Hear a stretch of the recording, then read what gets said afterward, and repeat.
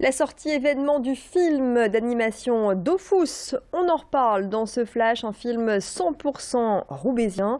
Et puis d'autres actus, ce qui concerne la métropole lilloise, voire plus loin, c'est tout de suite dans le flash, l'actualité de ce mercredi 3 février. Restez avec nous.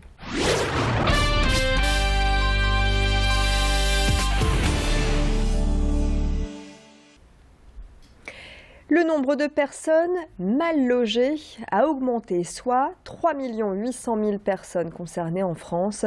C'est ce que révèle le rapport annuel de la Fondation Abbé Pierre.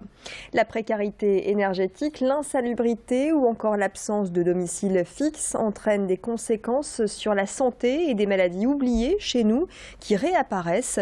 Le lien entre la santé et le logement, c'est ce que pointe du doigt la Fondation Abbé Pierre, avec des conséquences parfois graves, maladies respiratoires, allergies, troubles alimentaires ou encore dépression. Précision au micro de Louis Caillé. Cette année, on a souhaité zoomer sur les liens entre logement et santé et on repère combien les difficultés de logement peuvent avoir un impact sur les difficultés de santé et réciproquement. Par exemple, on a constaté la résurgence de certaines maladies liées à de mauvaises conditions d'habitat. La semaine dernière, la personne qui est chargée de la prévention sur le secteur de la métropole Est évoquait les épidémies de tuberculose. C'est des maladies qu'on avait l'impression d'avoir vu disparaître et qui reviennent à cause de mauvaises conditions de logement. Et après les chiffres au niveau national, la Fondation Abbé Pierre à Lille rendra son rapport régional au mois d'avril. Avec un budget en baisse de 4% en 2016, l'association Les Papillons Blancs de Roubaix-Tourcoing se dit inquiète pour sa situation financière. La conséquence d'une diminution des dotations du département.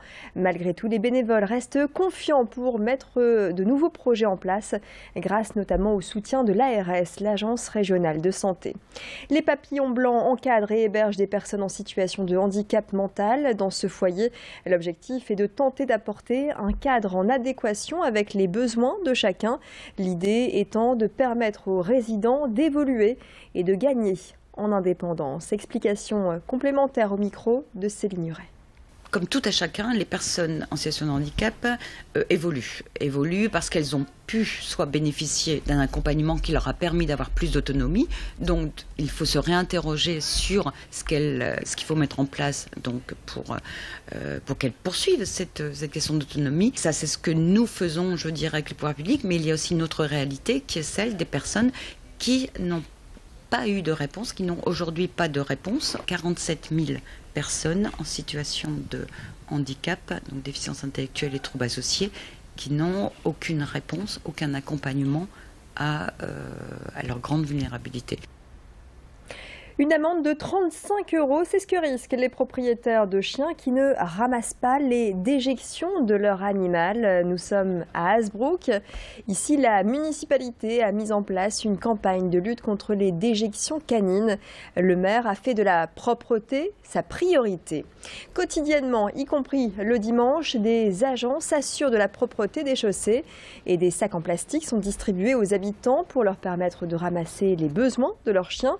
Une politique générale de propreté valable également pour les sorties des poubelles par exemple, comme nous l'explique l'adjoint à la propreté de la ville d'Hazebrouck. On a toujours dit que la priorité, ça serait la propreté de la ville.